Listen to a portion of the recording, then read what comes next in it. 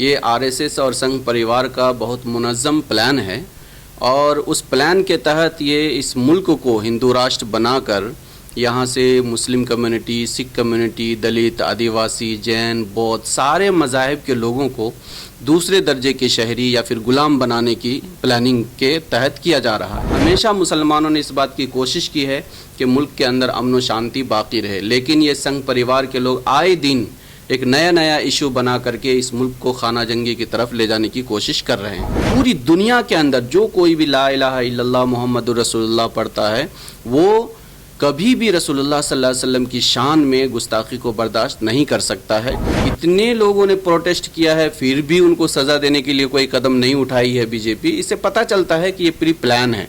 इस वक्त जहाँ भी प्रोटेस्ट हुआ है वहाँ पर आप देखिए देवबंद के अंदर, ख़ासतौर से जमशेदपुर झारखंड के अंदर और सहारनपुर में मुख्तलिफ़ जगहों के ऊपर पुलिस ने जो दरिंदगी की है, बर्बरता बरती है, ये हमें नहीं लगता है कि इसी मुल्क की पुलिस है। दुश्मन ही इस मुल्क के ऊपर राज करेंगे तो वो दूसरे नागरिक को दुश्मन ही समझेंगे। इस वक्त जो पूरे मुल्क के अंदर बीजेपी और संघ परिवार की तरफ से माहौल ख़राब किया जा रहा है और दूसरे मज़ाहिब की अहम शख्सियात के बारे में बदगुमानियाँ, बदज़बानियाँ इस्तेमाल कर रही हैं, ये असल में बगैर वजह के लड़ाई ढूंढने का काम है और कोई वजह नहीं। इस मुल्क को ख़तरा आरएसएस और संघ परिवार से है।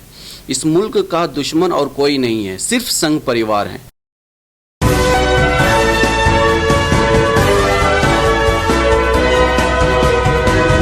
आप देख रहे हैं पल पल न्यूज़ और मैं हूं आपके साथ नदीम अकरम। जिस तरह की हरकत भारतीय जनता पार्टी की पूर्व प्रवक्ता द्वारा की गई उसकी देशी नहीं बल्कि दुनिया भर में मजम्मत की जा रही है।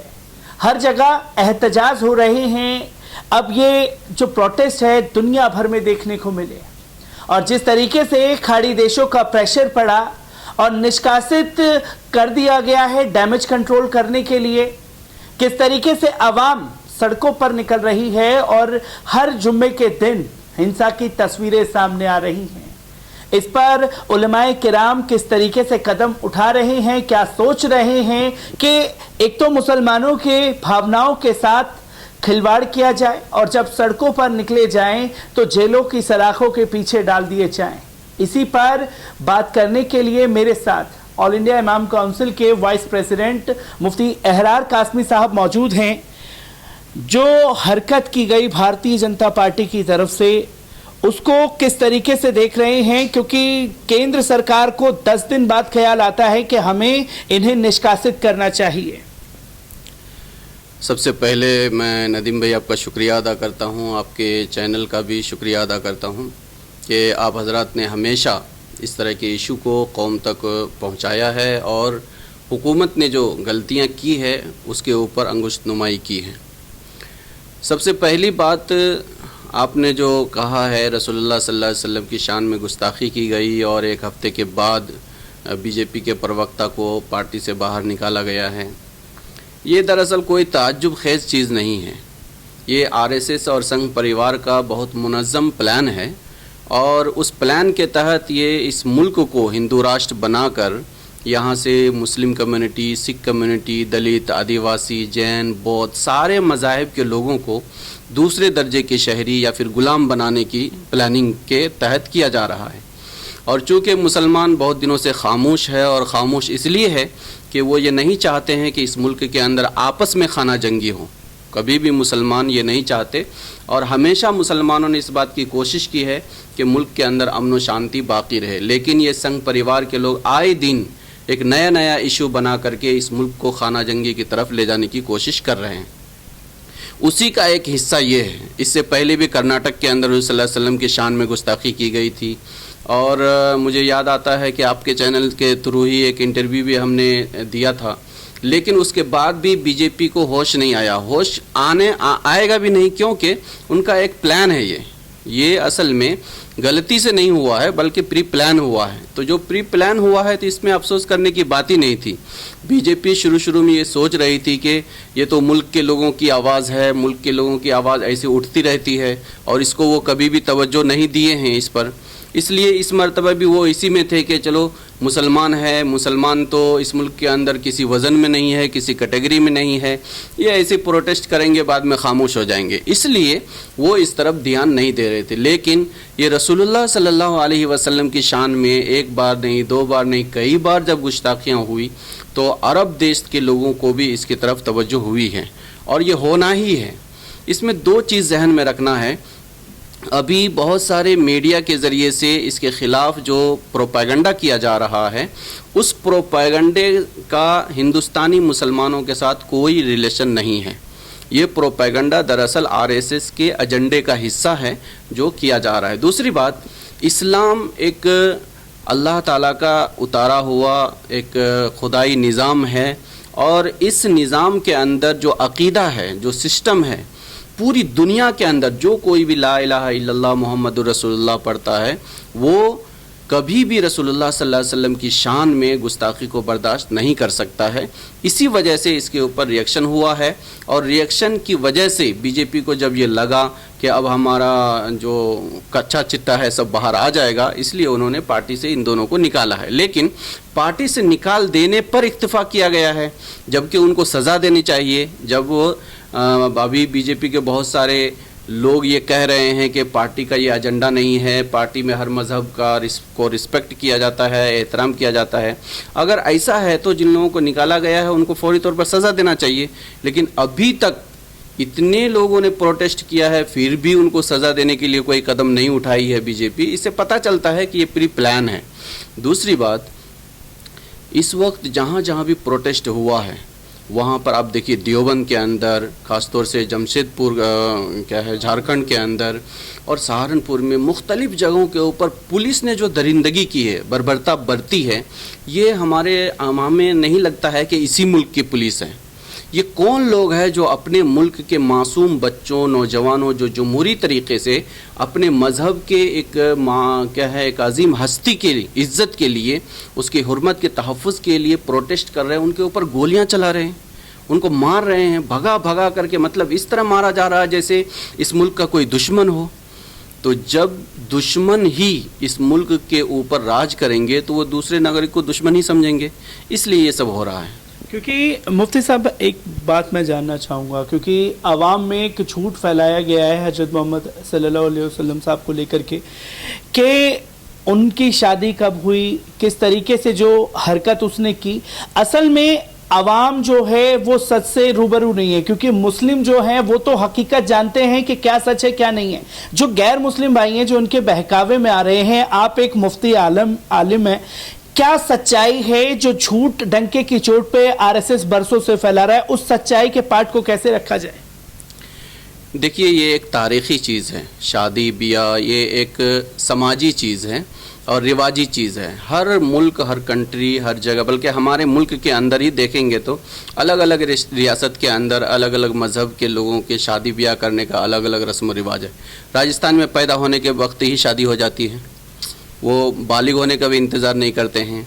और भी ख़ास तौर से गैर मुस्लिम मज़ाहिब के अंदर तो बहुत सारे मज़ाहिब के अंदर पैदाइश में शादी कर देते हैं, 10 साल में शादी कर देते हैं, 3 साल में शादी कर देते हैं। तो ये एक मजहबी रिवाज है, इसका कोई कानून नहीं होता।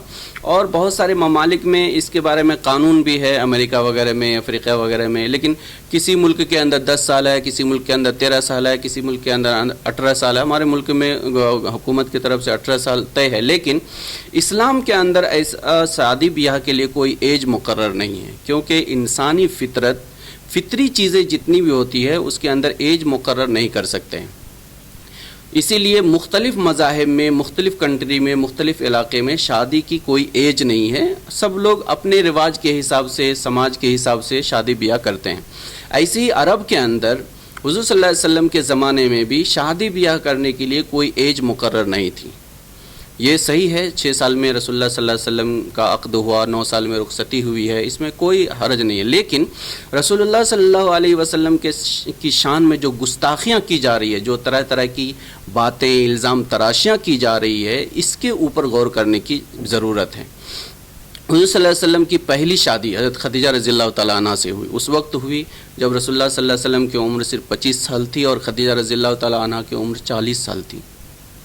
अगर हुज़ूर सल्लल्लाहु अलैहि वसल्लम नऊज़ बिल्लाह मिन ज़ालिक अपनी क्या है आदात के हिसाब से गलत होते या आप सल्लल्लाहु अलैहि वसल्लम अपनी ख्वाहिश पूरा करने के लिए ऐसा करते, तो आप सल्लल्लाहु अलैहि वसल्लम पहले ही शादी कंवारी लड़की से करते थे या फिर उसके बाद दूसरी, तीसरी, चौथी, ये चौथे नंबर पे हज़रत आयशा रज़ियल्लाहु ताला अन्हा का नाम आता है 7वें नंबर पर। तो फिर हज़रत आयशा रज़ियल्लाहु ताला अन्हा से शादी आप सल्लल्लाहु अलैहि वसल्लम ने किस मकसद से किया है वो लोगों को समझाने की ज़रूरत है। असल में हज़रत आयशा सिद्दीक़ा रज़ियल्लाहु ताला अन्हा से जो आप सल्लल्लाहु अलैहि वसल्लम ने शादी की थी वो उसकी वजह ये थी कि आयशा रज़ियल्लाहु ताला अन्हा एक ज़हीन, फ़तीन और समझदार औरत थी, खातून थी। इसलिए आप सल्लल्लाहु अलैहि वसल्लम ने इस्लामिक शरीयत पूरे तौर पर ख़वातीन तक पहुँचाने के लिए आप सल्लल्लाहु अलैहि वसल्लम ने एक कंवारी लड़की से शादी की है। इससे पहले की जितनी भी शादियां हैं सब बेवा लड़कियों से है, बूढ़ी औरत से है। तो जाहिर सी बात है आप सल्लल्लाहु अलैहि वसल्लम के बारे में जो बदगुमानियाँ फैलाई जा रही है, इल्ज़ाम तराशियाँ की जा रही है, वो गलत है। और जो इल्ज़ाम लगाया जा रहा है हुज़ूर सल्लल्लाहु अलैहि वसल्लम की शादी 6 साल में हो गई, इसलिए आप सल्लल्लाहु अलैहि वसल्लम क्या है अपने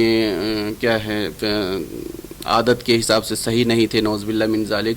तो उनको समझना चाहिए जो लोग ये बात कह रहे हैं, उनके जो भगवान जिनको वो कहते हैं, राम जी की शादी कितने साल में हुई? उस वक्त हुई है जब सीता की उम्र 6 साल थी। उनके भाई जो है राम के भाई, उसके सीता की बहन से शादी हुई, उसकी उम्र तो और 2 साल कम थी।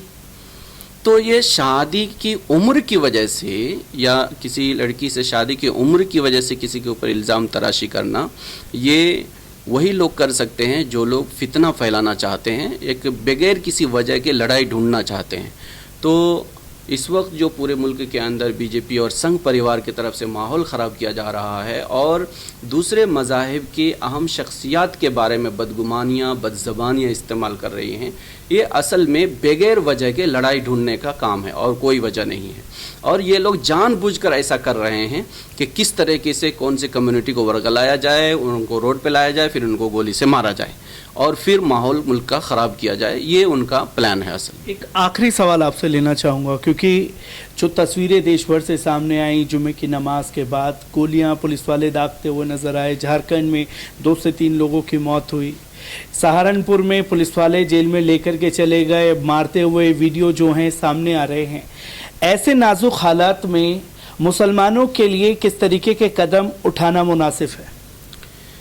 देखिए, इसके अंदर 2 चीज़ें हैं। सबसे पहली चीज़, इस मुल्क का कानून जो दस्तूर है वो पूरे मुल्क के हर मज़हब के मानने वाले को जमहूरी तरीक़े से अपना हक़ हासिल करने के लिए प्रोटेस्ट करने का हक़ देता है। अगर एक कम्युनिटी रोड पे आती है तो पुलिस की ज़िम्मेदारी ये होती है कि उसको प्रोटेक्ट करें, उसकी हिफाजत करें। उनको बिल्कुल भी इस बात का इख्तियार नहीं है कि वो किसी के ऊपर आंसू गैस छोड़े, किसी को मारे या किसी के ऊपर गोली चलाए। ये सरासर जुल्म है और कानून की खिलाफ वर्जी है। अगर पुलिस ने ऐसा किया है और यकीनन किया है तो हमको ये नहीं लगता है कि वो इस मुल्क की पुलिस करी है, बल्कि ये वो लोग हैं जो संघी मिजाज के हैं और पुलिस डिपार्टमेंट में चले गए हैं। तो ऐसे लोगों को सबसे पहले आइडेंटिफाई करके पुलिस नौकरी से बर्खास्त करना चाहिए, क्योंकि ये लोग देश के नहीं, ये लोग आरएसएस के लिए काम कर रहे हैं। अगर ये लोग देश के लिए काम करते तो देश के ख़िलाफ़ माहौल को कभी ख़राब नहीं करते और अपने ही देश के लोगों के ऊपर सिर्फ इसलिए कि एक प्रोटेस्ट किया जा रहा है उनके ऊपर गोली नहीं चला सकते हैं। ये कानून के ख़िलाफ़ है, संविधान के ख़िलाफ़ है और पुलिस का जो फ़र्ज़ होता है उस फ़र्ज़ के भी ख़िलाफ़ है। ऐसे वक्त में हम लोगों को क्या करना चाहिए, मुसलमानों को और देश के लोगों को क्या करना चाहिए? एक ही काम कर सकते हैं। सबसे पहला काम उसमें यह है कि पूरे देश के लोगों को ये बताने की ज़रूरत है कि इस मुल्क को ख़तरा आरएसएस और संघ परिवार से है। इस मुल्क का दुश्मन और कोई नहीं है, सिर्फ संघ परिवार है। और ये संघ परिवार के लोग, आरएसएस की जहनीत के लोग जहाँ जहाँ भी है, जिस पोस्ट पे और जिस ओहदे पे है, वही लोग इस मुल्क को तोड़ करके ख़त्म कर देना चाहते हैं। मुल्क को बेच दिया गया है, कंगाल बना दिया गया है, जीडीपी पूरा ख़त्म कर दिया है, गिरा दिया है, मुल्क के अंदर जॉब नहीं है, महंगाई आसमान छू रही है, सब कुछ हो रहा है, लेकिन इसकी तरफ लोगों का जहन ना जाए, इसलिए ये लोग इस तरह का काम कर रहे हैं। इसलिए इनके खिलाफ पूरे मुल्क के अंदर बेदारी पैदा करने की ज़रूरत है। एक दूसरा, ये सब लोगों को मिलकर, सारे लोगों को, सारे कम्युनिटी के लोगों को मिल करके इनके ख़िलाफ़ मुत्तहिदा तौर पर अब काम करने की ज़रूरत है। आज जो एक प्रोग्राम भी है, एक बहुत बड़ा प्रोग्राम, उसके ज़रिए से भी यही पैगाम देने की कोशिश की जा रही है कि मुल्क के अंदर अब बेदार हो चुके हैं लोग।